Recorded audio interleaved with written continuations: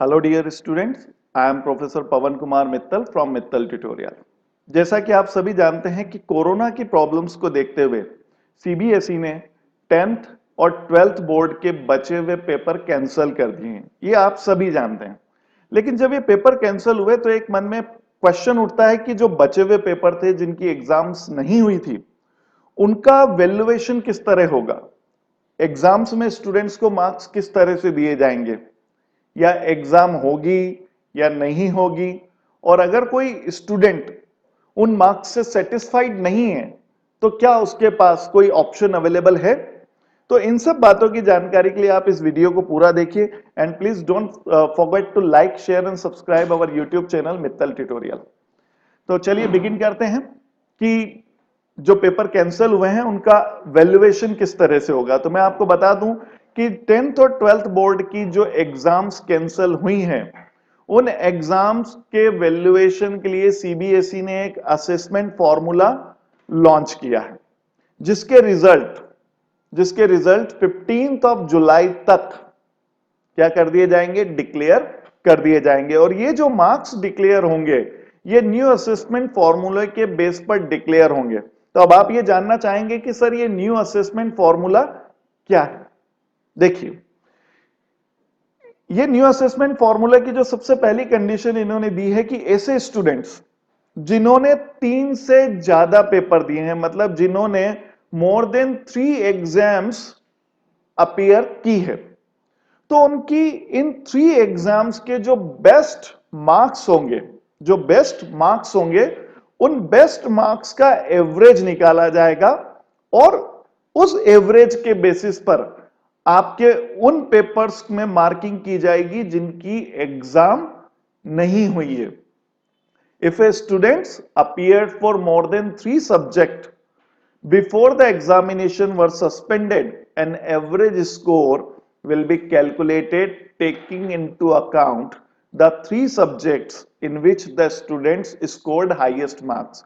मतलब आपको इसमें घबराने की बिल्कुल जरूरत नहीं है। आपने जितने भी पेपर दिए हैं, अगर 3 से ज्यादा पेपर दिए हैं, तो आपके जो बेस्ट 3 पेपर्स थे उनके मार्क्स का एवरेज निकालकर उस एवरेज मार्क्स को आपके उन पेपर्स में अलॉट किया जाएगा जिनकी एग्जाम नहीं हुई है।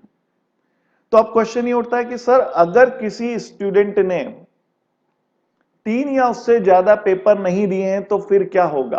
तो उनके लिए भी सीबीएसई ने फॉर्मूला लॉन्च किया है कि for those who appeared in fever examinations, the average will be based on the two highest scoring subjects।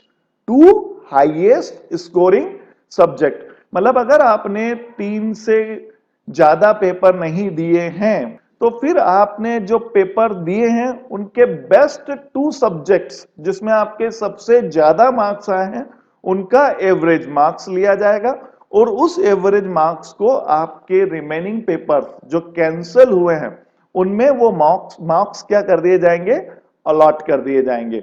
मतलब कि आपके जो बेस्ट 2 पेपर का एवरेज होगा, वो एवरेज मार्क्स आपको कैंसल्स पेपर के लिए अलॉट कर दिए जाएंगे। फिर स्टूडेंट्स तो स्टूडेंट हैं, जिज्ञासु होते हैं, उनके मन में एक सवाल आता है कि सर मान लीजिए मैं सेटिस्फाइड नहीं हूं, मैंने जो पेपर दिए थे वो पेपर ऐसे थे कि जिनमें मेरा स्कोर कम होना था, लेकिन अब जो पेपर बाकी थे वो मेरे स्कोरिंग पेपर्स थे जिनमें मैं बहुत अच्छा स्कोर कर सकता था। तो ये तो मेरे साथ इनजस्टिस है। मुझे रीटेस्ट का क्या मिलना चाहिए, ऑप्शन मिलना चाहिए। देखिए क्वेश्चन जायज है, आपकी डिमांड जायज है, तो उसका भी सीबीएसई ने ध्यान रखा है। लेकिन उन्होंने ये क्लियर किया है कि रीटेस्ट का ऑप्शन केवल क्लास 12th स्टूडेंट्स के लिए है। किसके लिए, केवल क्लास 12th के स्टूडेंट्स के लिए है। वो भी कब, जब कंडीशंस बिकम कंड्यूसिव, जब कंडीशंस क्या होंगी, कंड्यूसिव होंगी। और इस कंड्यूसिव वर्ड को लेकर माननीय सुप्रीम कोर्ट ने अपनी कुछ टिप्पणियां की हैं। क्या टिप्पणी की है उसके लिए हम बाद में डिस्कस करेंगे, लेकिन यह शॉर्ट में आपको समझाऊं कि कंडीशन बिकम कंडीसिव का मतलब यह होगा कि जब कंडीशंस फेवरेबल होंगी एग्जाम करवाने के योग्य होंगी, तब 12th क्लास के ऐसे स्टूडेंट्स जो अपने मार्क्स से सेटिस्फाइड नहीं हैं, वो क्या कर सकते हैं, री टेस्ट का ऑप्शन क्या कर सकते हैं, चूज कर सकते हैं। लेकिन class 10th students will not have any option to take a retest. मतलब ये ऑप्शन जो है रीटेस्ट का, ये केवल किसके लिए है, क्लास 12th के लिए है, क्लास 10th के लिए नहीं है।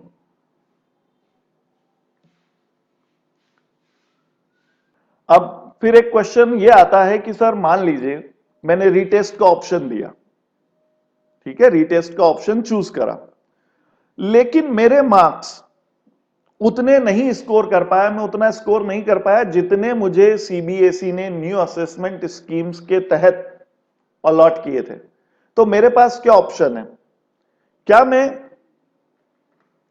मैं वापस वही ऑप्शन पर जाकर जो मुझे इंटरनल असेसमेंट स्कीम से, न्यू असेसमेंट स्कीम से मार्क्स मिले थे वो चूज कर सकता हूं, या अब जो मैंने एग्जाम दी थी उसमें जो मार्क्स आए वो फाइनल माने जाएंगे? क्या मेरे पास ये ऑप्शन होगा कि मैं या तो ये रीटेस्ट के ऑप्शन चूज कर लूं, मार्क्स ले लूं, या फिर वापस जो न्यू असेसमेंट स्कीम के मार्क्स थे वो अडॉप्ट कर सकता हूं, वो चूज कर सकता हूं? तो क्या होगा? तो देखिए यहां पर ये क्लियर किया गया है कि यदि आपने रीटेस्ट का ऑप्शन लिया, आपने रीटेस्ट का ऑप्शन लिया, तो फिर उस एग्जाम में आपके जितने मार्क्स आएंगे वही मार्क्स आपके क्या माने जाएंगे, फाइनल माने जाएंगे। आप ये नहीं कह सकते कि आप मुझे अब इंटरनल स्कीम से जो मार्क्स मिले थे वही दे दीजिए। मतलब अगर आपने एक बार रीटेस्ट का ऑप्शन चूज कर लिया तो फिर उस एग्जाम में आपके जितने मार्क्स आएंगे वही आपके क्या माने जाएंगे, फाइनल मार्क्स माने जाएंगे। अभी थोड़ी देर पहले मैंने आपसे कहा था कि जो 12th क्लास के स्टूडेंट हैं वो रीटेस्ट का ऑप्शन अडॉप्ट करते हैं, तो उनकी एग्जाम कब होगी? डेफिनेटली एक जाहिर सा क्वेश्चन है कि सर आपने ये बता दिया कि 10th के क्लास स्टूडेंट्स को ऑप्शन नहीं है, 12th क्लास के स्टूडेंट्स को ऑप्शन है, तो वो एग्जाम कब होगी? तो यहां पर सीबीएसई ने एक वर्ड दिया था, वो वर्ड मैं आपको फिर से याद दिलाता हूं, कहा था कंडीशंस बिकम कंड्यूसिव। मतलब जब कंडीशन फेवरेबल होगी तब ये एग्जाम क्या होगी, ली जाएगी, ये टेस्ट किए जाएंगे। तो यहां पर माननीय सुप्रीम कोर्ट ने अपने कुछ रिमार्क्स दिए थे, वो इस बात से सेटिस्फाइड नहीं थे कि ये कंडीशन बिकम कंड्यूसिव को आप किस तरह से मानेंगे कि भैया कंडीशंस क्या हो गई है, अब एग्जाम करवाने के लिए कंड्यूसिव हो गई हैं। जो दो तीन उन्होंने स्पेसिफिक पॉइंट मेंशन किए थे मैं आपको बताना चाहूंगा। पहला, कंडीशन में vary from state to state, मतलब हो सकता है कि एक स्टेट में कंडीशंस ऐसी हो जाएं कि हम एग्जाम ले सकते हैं, लेकिन दूसरी स्टेट में अभी कंडीशन ऐसी नहीं है। लाइक जैसे अभी दिल्ली में हम देखें कि कंडीशन वर्स्ट होती जा रही है, केसेस बढ़ते जा रहे हैं, एमपी में भी केसेस बढ़ रहे हैं, लेकिन कुछ अदर स्टेट्स हैं जहां पर कंडीशंस क्या है, फेवरेबल है, मतलब वहां पर कोरोना केसेस क्या हो गए हैं, कम हो गए हैं। तो आप ये कैसे डिसाइड करेंगे कि कंडीशंस क्या हो चुकी हैं, कंड्यूसिव हो चुकी हैं एग्जाम कंडक्ट कराने के लिए पूरे देश में? Second, will the centre take this decision और will you leave it to the states? मतलब कंडीशंस कंड्यूसिव हो चुकी है, इसका डिसीजन कौन लेगा? स्टेट गवर्नमेंट लेगा, सेंट्रल गवर्नमेंट लेगा? कौन तय करेगा कि एग्जाम के लिए कंडीशन क्या हो चुकी है, कंड्यूसिव हो चुकी है? तो यहां पर कोई एक ऐसा टाइम फ्रेम मेंशन किए जाना चाहिए कि एग्जाम 1 महीने बाद होगी, 2 महीने बाद होगी, या नेक्स्ट 15 डेज में होगी, ताकि स्टूडेंट्स और पेरेंट्स के मन में कोई संदेह ना रहे कि एग्जाम कब होगी। वो अपनी एग्जाम के लिए उनको क्या मिले, प्रॉपर तैयारी के लिए समय मिले, वो किसी कंफ्यूजन में ना रहे। तो ये जो डिसीजन है ये स्टेट्स पर नहीं छोड़ा जा सकता, सीबीएसई को एक टाइम फ्रेम मेंशन करना चाहिए कि एग्जाम कब होगी। अगर ये टाइम फ्रेम मेंशन नहीं होता है तो फिर ये हो सकता है कि पेरेंट्स आज भी कंफ्यूजन की स्थिति में रहें। तो ये था पूरा एक ओवरऑल डिसीजन जो कि एग्जाम्स जो अभी कैंसिल हुई है उनकी मार्किंग स्कीम, रीटेस्ट ऑप्शंस वगैरह के लिए।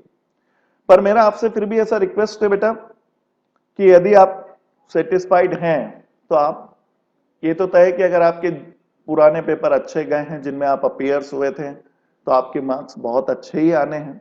लेकिन आप रीटेस्ट का ऑप्शन भी यदि चूज करते हैं और नेक्स्ट क्लासेस पे जाते हैं तो अभी से अपनी एग्जाम्स की तैयारियों में लग जाइए, ठीक है। और उम्मीद है कि आप सुरक्षित रहेंगे, सेफ रहेंगे, सोशल डिस्टेंसिंग का पालन करेंगे। Thank you very much.